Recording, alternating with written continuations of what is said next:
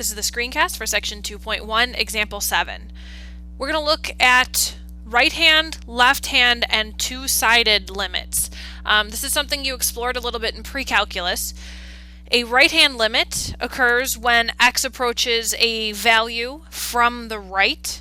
A left hand limit occurs when x approaches a value from the left. And then a two-sided limit occurs when x approaches that value from both the left and the right, and the same y value is reached. And that even happens when that value is positive infinity. So for example, if you look at c here, as we approach c from the left, the y values go to positive infinity, and from the right, the y values go to positive infinity. So the limit as x approaches just c in general of f of x is infinity. So that is a two-sided limit to negative infinity. So now a two-sided limit only occurs when the left and right side approach the same exact value. So let's look at an example. So this is the integer function from your graphing calculator, the greatest integer function. Basically what the greatest integer function does is it takes the greatest integer in a decimal.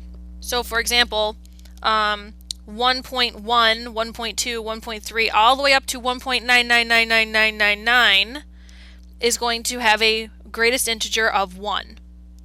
So it doesn't round, it takes the greatest integer you can make out of that portion, I guess. So we have open values on the right side here. So now let's look at the limit as x approaches 3 of the integer function. And that would be from the right. So let's see. As x approaches 1, 2, here's 3 from the right. Coming in from the right, the y values approach 1, 2, 3. So in other words, 3.9, 3.8, 3.7, 3.6, 3.5, those x values, their biggest integer you can take out of there is 3.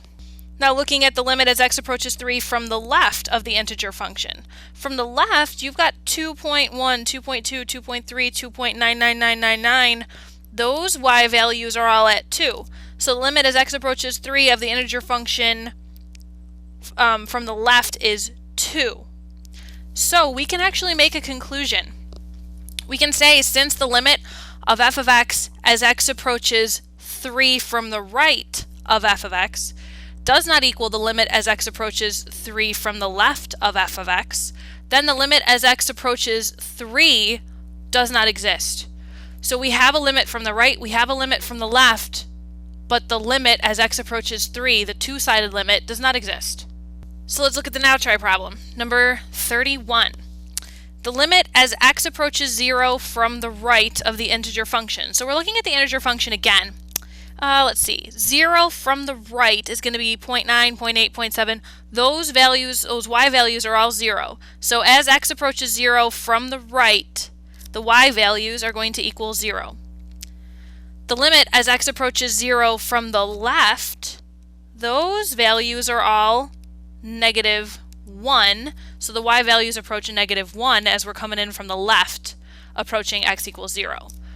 So we can make another conclusion. Since the limit of f of x as x approaches 0 from the right does not equal the limit of f of x as x approaches 0 from the left, then the limit as x approaches 0, so the two-sided limit, no from the left or from the right, does not exist.